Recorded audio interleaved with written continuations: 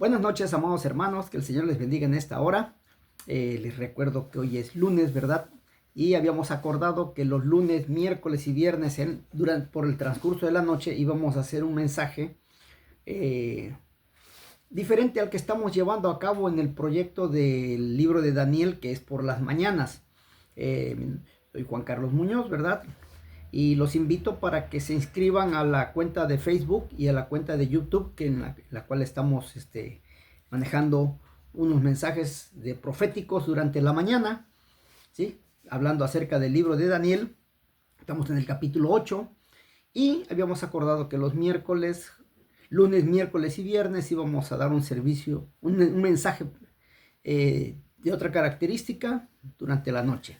Ahora bien, hemos dado unos mensajes las cuales hemos llamado los eslabones escondidos de la Biblia, ¿verdad?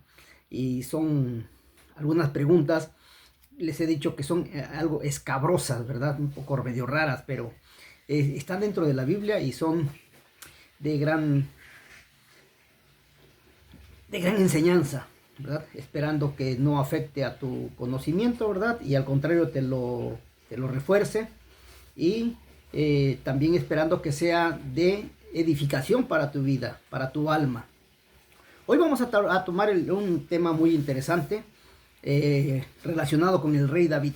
Vamos a dar un mensaje del Nuevo Testamento y uno del Antiguo Testamento. Una historia del Nuevo Testamento y otra del Antiguo Testamento. Vamos a ir una y una para irlos cotejando, ¿verdad? Y ver que la Biblia, ¿verdad? El Antiguo Testamento tiene que tener una resonancia en el Nuevo Testamento.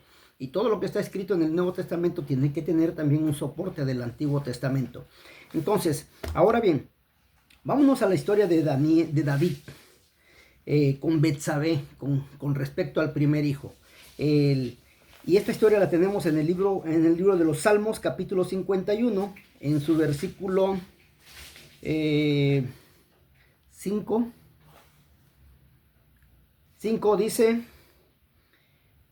He aquí, en maldad he sido formado, y en pecado me concibió mi madre. Repetimos, he aquí, en maldad he sido formado, y en pecado me concibió mi madre. A ver, vamos a hacer dos preguntas con respecto a este pasaje. Uno, el tema de este capítulo es arrepentimiento y plegaria pidiendo purificación. David estaba en la situación en la cual había tomado a Betsabé y se había perdido el primer hijo. Entonces, ahora las dos preguntas escabrosas, vamos a ponerla. Betsabé, ¿acaso Betsabé era la esposa que Dios tenía para David? Y una segunda, ¿el niño realmente tenía que morir? Si analizamos bien, decimos, bueno, ¿y qué culpa tiene el niño? ¿Sí? De morir. ¿Por qué Dios permitió que el niño muriera? O a lo mejor Dios lo mató. Más bien dicho, vamos a leer una historia, vamos a ver esta historia, porque Dios es el que mata a ese niño. Y vamos a ver por qué. ¿Sí? Ok, David dice en la frase que a lo mejor cayó como bomba dentro de la familia. En maldad me he sido formado y en pecado me concibió mi madre. Yo creo que su padre le ha de haber dicho, Isaí le ha de haber dicho: oye David, ¿qué te pasa? ¿Por qué haces ese comentario con respecto a tu madre? ¿Sí? Creo que cualquiera lo haría, ¿verdad? En este caso. Sin embargo, David tenía una situación profunda, las profundidades de la Biblia, que hay que analizarlas, amados hermanos, porque si nada más las vemos superficialmente, siempre vamos a caer en el conformismo y en la religiosidad. Y nos vamos a quedar a medias con respecto a la enseñanza que representa las Sagradas Escrituras. Ahora bien, ¿por qué David dice en maldad he sido formado?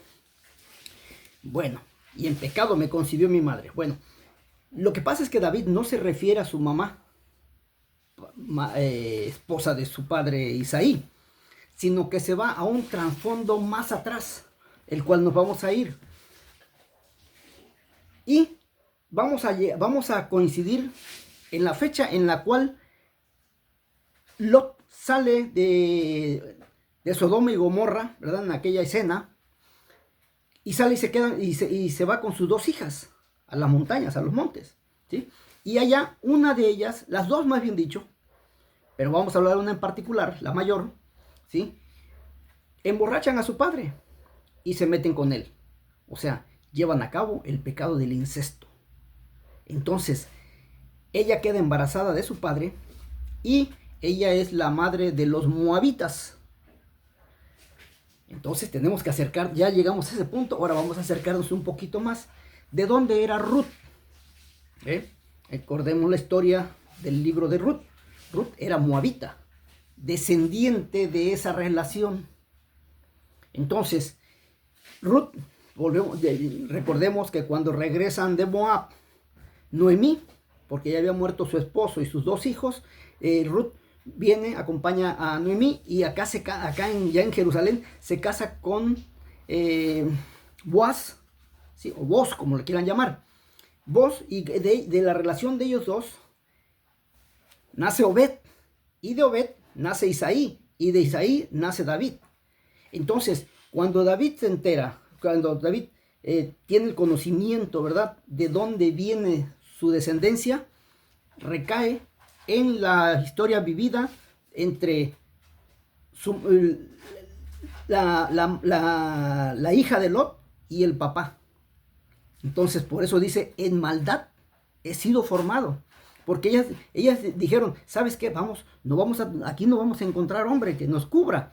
Vamos a emborrachar a nuestro padre y vamos a meternos con él. O sea, ahí es la maldad. Y después de la maldad, pues viene el resultado, ¿verdad?, de esa maldad, ¿sí? Que nace un niño y es el padre de los moabitas, ¿sí?, que llegan hasta Ruth, y de Ruth lo traspasa a David. Pero ahora existe aquí un detalle. ¿Por qué el niño? Yo les pregunté, ¿el niño tenía que morir? Sí, sí tenía que morir. Incluso me atrevo a decirles, sin temor a equivocarme, de que Dios lo mata. ¿Por qué lo mata Dios? Porque ese niño traía una maldición de 450 años, pero esa maldición estaba en Moab. Entonces, si David al meterse con esta mujer, con Betsabé, ¿sí?, como él venía de esa descendencia, si nacía ese niño, porque en ese tiempo se cumplían los 450 años de la maldición que traía esa relación, entonces habría nacido ese niño y hubiera habido 450 años de maldición en el pueblo de Israel, pero ya ahora la maldición de Moab se pasaría a Israel. Por eso es que ese niño no tenía que nacer, tenía que morir en el parto. O sea, no tenía que salir, ¿sí? Y no salió.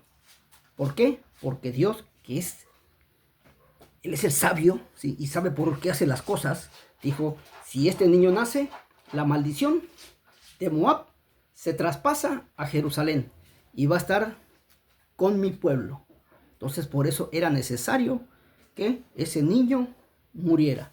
Incluso, les vuelvo a repetir, por eso le digo, incluso me atrevo a decir que Dios lo mató. Ahora, eso es por parte de mamá, pero también por parte de papá. Vámonos a la historia más o menos que colinda con ese tiempo, con Judá, más adelantito con Judá. Judá, acuérdense que Judá, tenía 3 hijos, el hijo mayor se casa con una mujer, ahorita hablamos el nombre de ella, Tamara, y él muere y no deja descendencia. Judá le dice a su hijo mayor, cúbrela para que tenga descendencia para tu hermano, y tampoco quiso meterse con ella, ¿verdad? Conocemos la historia. Muere también él, y cuando Judá le dice, bueno, le dice a Tamara, vete a tu casa, y cuando ya tenga condición el más chico, te lo voy a dar para que te levante descendencia. Ella se va, confiada en lo que le dijo su suegro, pero su suegro no le cumple. Entonces ella se viste de ramera, y Judá la toma como mujer, y engendra a Farés. Ese día, ¿verdad?, Tamara muere, pero Farés sigue con la descendencia. Entonces también ahí hay un caso de pecado entre el suegro y la nuera. Entonces por los dos lados venía el pecado con respecto a ese niño. Entonces, por eso ese niño no podía vivir. Tenía que morir. Forzosamente tenía que morir, ¿sí? Y si hubiera quedado, entonces Israel no hubiera tenido un rey 100% judío, sino 50% judío y una participación de Moab. Amados hermanos, Dios no hace las cosas porque sí, ¿eh? Todo lo que está registrado en la Biblia tiene un porqué, ¿sí? Y este pequeño traía un pecado generacional, ¿sí? Que es deber de nosotros como seres humanos en la actualidad ver qué pecados traemos de la antigüedad, de nuestro abuelo, de nuestro padre, de nuestro abuelo, de nuestro bisabuelo, porque dice las Sagradas Escrituras que hay pecados generacionales que son de la tercera y hasta la cuarta generación. Si usted anda por ahí con situaciones que no entiende, siéntese un ratito, empieza a contar y empieza a checar qué es lo que hay atrás, en el trasfondo, en las 3, 4 generaciones pasadas, y por ahí puede encontrar la situación por la que usted está pasando, esa desgracia, esa situación de la que no puede salir, porque hay un pecado generacional dentro de usted, dentro de su familia, y que no los puede dejar avanzar. Por el momento es todo, que Dios les bendiga, espero que sea de grande bendición y sobre todo de edificación para sus vidas. Soy Juan Carlos Muñoz, hasta pronto, hasta el miércoles.